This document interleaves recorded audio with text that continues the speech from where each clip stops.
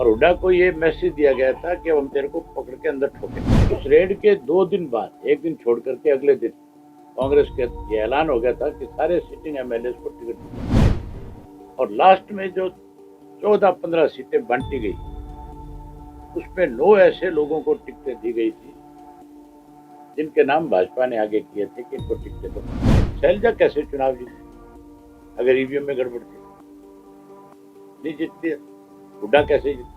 कांग्रेस की हड़दर्मी, हुड्डा की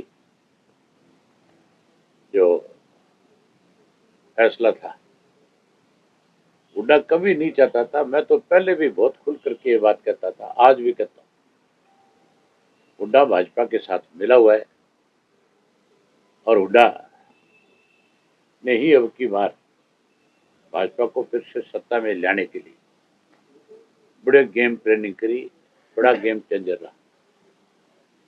अब तो बावरिया की स्टेटमेंट आने के बाद तो स्पष्ट हो गया, कहा तो हुड्डा जो है उदयभान के माध्यम से टोटल का टोटल ब्लेम जो है ईवीएम पे लगा रहा था। टोटल का टोटल ब्लेम जो है कोई इस बात का लगा रहा था कि सरकार ने ईवीएम के माध्यम से हमें चुनाव हराया है। लेकिन अब बावरिया की स्टेटमेंट के बाद तो स्पष्ट हो गया कि हुड्डा ने ही स्वयं इसको भाजपा को जिताया, कांग्रेस को हराया।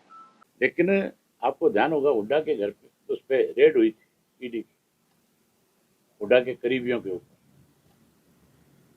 और हुड्डा को ये मैसेज दिया गया था कि अब हम तेरे को पकड़ के अंदर ठोकेंगे। ये उसी दिन भाजपा के पास चला गया। उन्होंने इससे कहा कि पहले जितने सीटिंग है तुम्हारे उन सब की टिकट का फाइनल करवा, क्योंकि इसके पास टिकट का फ्री हैंड था।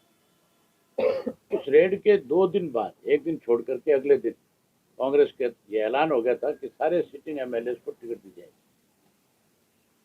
16 एमएलए जो इसके सिटिंग थे, 31 में से 16 हारे हैं। अगर वो बदले होते तो भी भाजपा सत्ता में नहीं।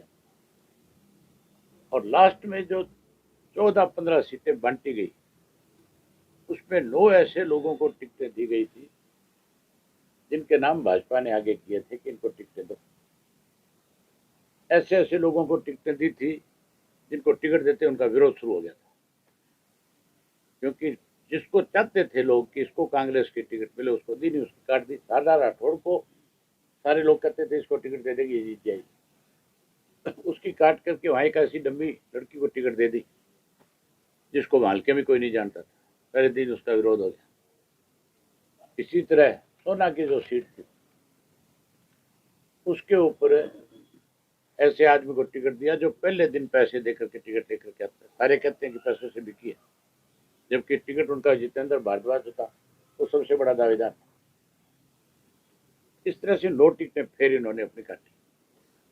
इस हुड्डा ने ही इस प्रदेश का भट्टा बिठाया और आज जो है बीजेपी अगर सत्ता में है तो उसके लिए सबसे बड़ा जिम्मेवार जो है भूपेंद्र सिंह हुड्डा है। बताओ, बात ईवीएम की करते हैं, मैं भी कहता हूं कि बैलेट से चुनाव होना चाहिए। हम भी इस बात के पक्षधर हैं कि बैलेट से अगर चुनाव होता है तो और बड़ा प्रजातंत्र होगा।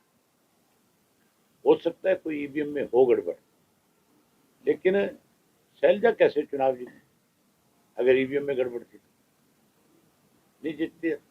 हुड्डा कैसे जीता? ईवीएम में गड़बड़ होती तो मैं बाई इलेक्शन कैसे जीतता?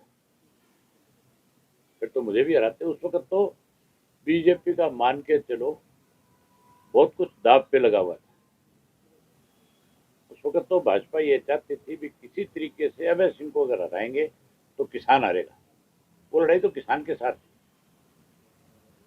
तो मैं इतना इस चीज को दोषी नहीं मानता। हाँ ठीक है, सारे देश के लोगों की एक डिमांड है कि ईवीएम की बजाय बैलेट से चुनाव हो, बैलेट से कराओ। लेकिन ये जो बहानेबाजी है इससे नहीं बच सकता हुड्डा। ये कह करके नहीं बच सकता कि ईवीएम में गड़बड़ थी। गड़बड़ तो हुड्डा में है।